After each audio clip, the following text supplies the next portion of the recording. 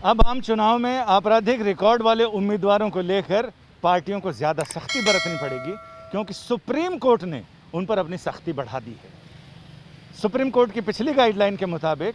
जैसे ही उम्मीदवारों की लिस्ट का ऐलान हुआ, उसके मुताबिक हर एक राजनीतिक दल को अपने आपराधिक रिकॉर्ड वाले उम्मीदवार के बारे में 48 घंटे से लेकर 2 हफ्ते के बीच में एक बार स्थानीय अखबारों में, अपनी वेबसाइट पर और लोगों को मीडिया के ज़रिए ये बताना लाजिमी था। सुप्रीम कोर्ट में ये मामला दाखिल हुआ कि बिहार और उसके बाद के जितने भी विधानसभा चुनाव हुए, उसमें अधिकतर राजनीतिक पार्टियों ने इस गाइडलाइन को फॉलो नहीं किया। इस पर सुप्रीम कोर्ट ने नाराज़गी जताई और सख्ती बढ़ाते हुए ये कहा है कि अब 2 हफ्ते नहीं, जैसे ही उम्मीदवारों की सूची जारी होगी वैसे ही उम्मीदवारों के नाम के ऐलान के 48 घंटे के अंदर राजनीतिक पार्टियों को ये बताना होगा कि उनके कौन कौन से उम्मीदवारों के खिलाफ पुलिस में या अदालत में कितने मामले दर्ज हैं और उन मामलों का स्टेटस क्या है। ये सारी चीज़ें इसके अलावा चुनाव प्रचार के दौरान भी एक बार बताना पड़ेगा, और फिर जैसे ही साइलेंस टाइम होगा उससे पहले, यानी चुनाव प्रचार ख़त्म होने से के बाद और 48 घंटे के अंदर उन्हें ये बताना पड़ेगा, क्योंकि मतदाता जब वोट देने जा रहा हो उसके ऐन पहले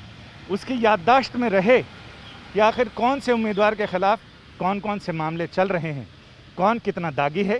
कौन कितना पानी में है, यानी उन्हें यह तय करने में आसानी हो कि उनका वोट किस पर जाए। कोर्ट को भी शायद ये लगता होगा कि आम जनता की याददाश्त बहुत थोड़ी होती है,